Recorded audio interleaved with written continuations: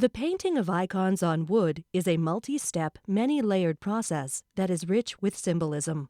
We will examine this icon of Christ the Pantocrator as one example of the icon writing process.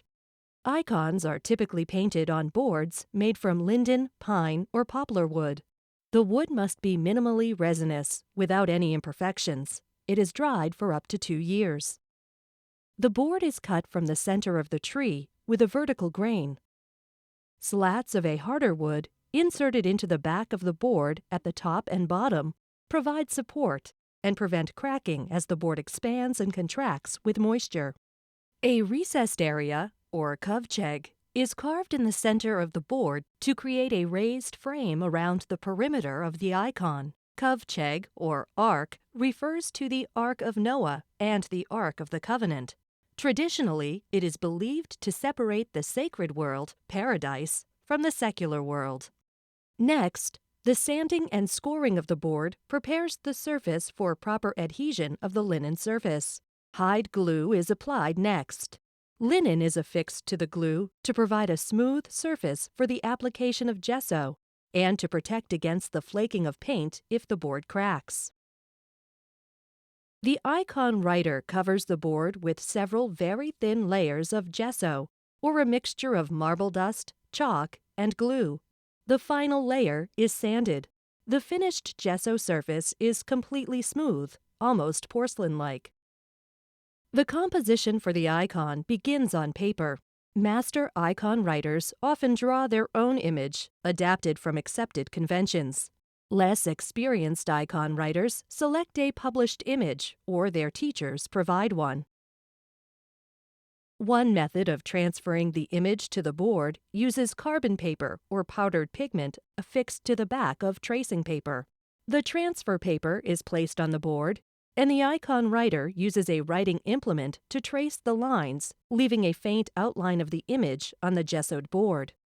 With many icons, the halo extends beyond the kovcheg to create a bridge between the spiritual world and the world of the viewer.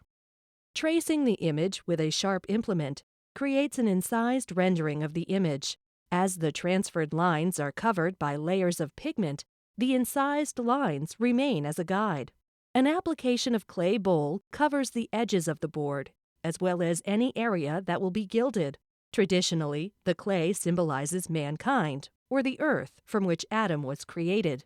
Before the gold leaf can be applied to the bowl must be sanded and burnished. Layers of gold leaf are applied to the bowl ground.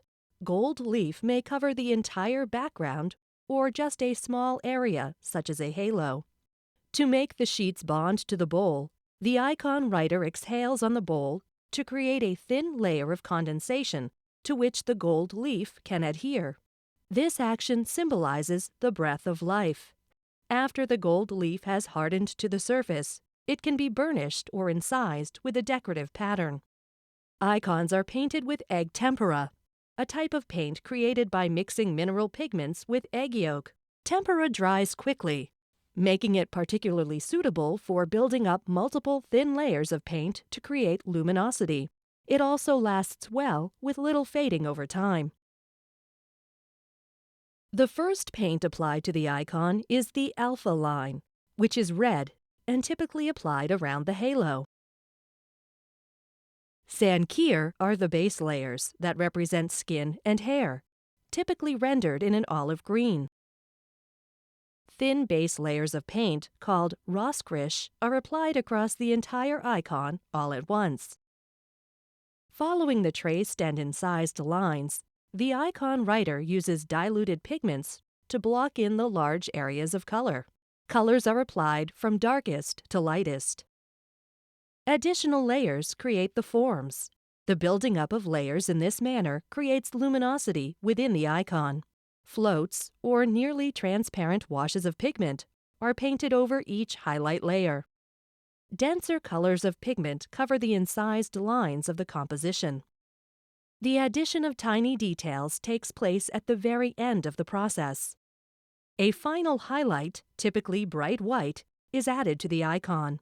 These life-giving lights, or ojivki in Russian, do not suggest or conform to any outside light source, but rather seem to come from within the figures. A thin border is painted around the outside edge of the icon board. The icon writer then inscribes the figure's name and other text that may appear on books or scrolls. In historic icons, such inscriptions are written in Church Slavonic, an archaic form of Russian. After the icon is balanced for final highlights and shading, a white line, or omega line, is painted outside the halo's alpha line. This is the last paint to be applied to the icon. To anoint the icon writer covers it with linseed oil, or oliva, to protect it and to heighten the luminous effect. Depending on the climate, it may take several months for the icon to dry completely. For the icon to be used for veneration in the Russian Orthodox tradition, a priest must bless it.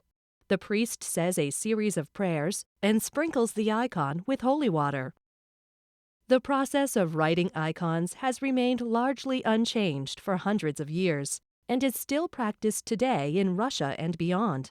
Though some of the symbolism inherent in the process is not visible to the viewer, its significance is crucial to the function of icons as objects of veneration.